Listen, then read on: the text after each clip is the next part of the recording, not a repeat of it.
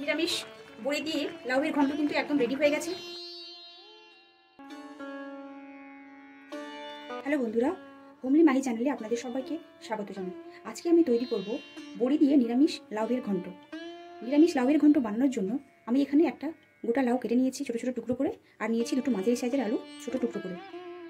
এখানে নিয়েছি আমি 1 ইঞ্চি আদা কুচোনো, একটা বড় সাইজের টমেটো কুচোনো, এখানে নিয়েছি সামান্য বড়ি, এখানে নিয়েছি ফোড়নের জন্য দুটো তেজপাতা, একটা শুকনো লঙ্কা আর সামান্য জিরে।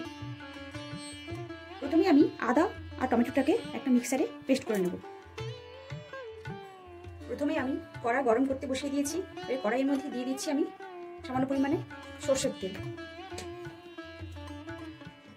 সরষের তেলটা গরম হয়ে এলে আমরা এর মধ্যে দিয়ে দেবো বড়িটাকে আমরা ভালোভাবে ভেজে নেব তেলের মধ্যে লাল লাল করে। বড়িগুলোকে এভাবে উল্টে পাল্টে কিন্তু ভালোভাবে লাল লাল করে ভেজে নিতে হবে। বড়িগুলো লাল লাল করে ভাজা হয়ে গেছে।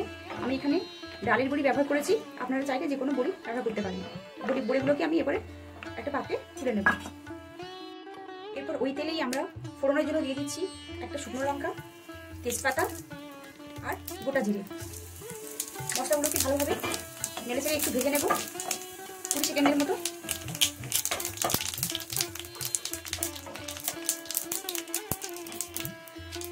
মশলাগুলো ভালো ভাজা হয়ে গেছে। এরপর আমরা এর মধ্যে দিয়ে দেবো বাটা মশলাটা।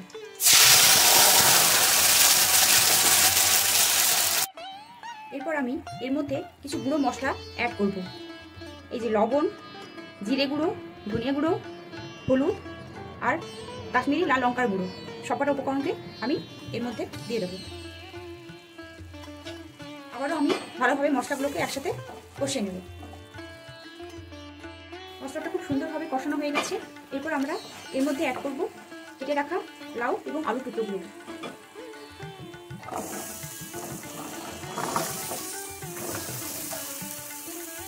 সবকটা উপকরণকে ভালোভাবে নাড়িয়ে চালিয়ে আমরা মিশিয়ে নেব মশলার সাথে।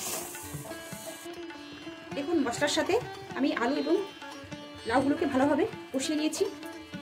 আমি আলাদা করে লাউ বা আলুকে ভাজিনি, কারণ আমি বেশি স্পাইসি করতে চাইছিলাম না, তাই আপনারা চাইলে এটা ভেজে নিতেও পারেন। মশলার সাথে আমার কষানো হয়ে গেছে ভালোভাবে। এরপর আমি এর মধ্যে দিয়ে দেবো বড় বাটির হাফ বাটি, এই যে বড় বাটির হাফ বাটি জল।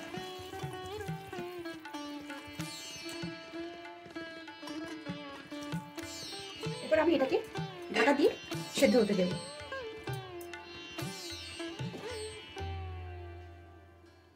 চলো বন্ধুরা, এবার দেখে নেওয়া যাক সবজিগুলো সেদ্ধ হলো কিনা। আমি ঢাকা খুলে নিচ্ছি। আমি প্রায় 20 মিনিট করে ঢাকাটা খুললাম। মাঝখানে অবশ্যই একবার আমি ঢাকা খুলে নেড়ে দিয়েছিলাম। যেহেতু আমি আগে থেকে সবজিটা ভেজে বা সেদ্ধ করে রাখিনি, তাই আমার পুরো সবজিটা সেদ্ধ হতে 20 থেকে 25 মিনিট মতো টাইম লাগবে। এই দেখুন বন্ধুরা, সবজি কিন্তু একদম সেদ্ধ হয়ে গেছে। এরকম অবস্থায় আমরা এর মধ্যে দিয়ে দেবো ভেজে রাখা বড়িগুলোকে। ভেজে রাখা বড়ি দিয়ে আমরা এটিকে আবারও 2 মিনিট ফোটাবো। অবস্থায় আমরা এর মধ্যে দিয়ে দিচ্ছি একটা গোটা কাঁচা লঙ্কা। এটাও সবজির সাথে আমরা ভালোভাবে মিশিয়ে নেব। লাউয়ের এই সিম্পল রেসিপিটি কিন্তু রুটি কিংবা মুড়ির সাথে খেতে কিন্তু ভীষণই ভালো লাগে। দেখুন বন্ধুরা, আমাদের সবজিটা কিন্তু প্রায় হয়ে এসেছে। তো সবশেষে আমরা এর মধ্যে দিয়ে দেবো কিছুটা কুচনো ধনেপাতা। আগে আমরা এর মধ্যে দিয়ে দিচ্ছি কিছুটা কুচনো ধনেপাতা। নিরামিষ বড়ি দিয়ে লাউয়ের ঘন্ট কিন্তু একদম রেডি হয়ে গেছে। এরপর আমরা এদিকে পাত্রে ঢেলে নেব। এই দেখুন বন্ধুরা, আমাদের নিরামিষ আলু বড়ি দিয়ে লাউয়ের ঘন্ট একদম তৈরি হয়ে গেছে। তো বন্ধুরা, আজকে আমার এই লাউ বড়ির সিম্পল রেসিপিটি কেমন লাগলো অবশ্যই কমেন্ট করে জানিও। আর এরকম আরও নিত্য নতুন ভিডিও পেতে চ্যানেলটিকে লাইক, কমেন্ট, শেয়ার এবং সাবস্ক্রাইব অবশ্যই করো। বন্ধুরা, আজকের মতো এই পর্যন্তই। দেখা হচ্ছে আপনাদের সাথে পরবর্তীতে নতুন কোনো রেসিপি নিয়ে।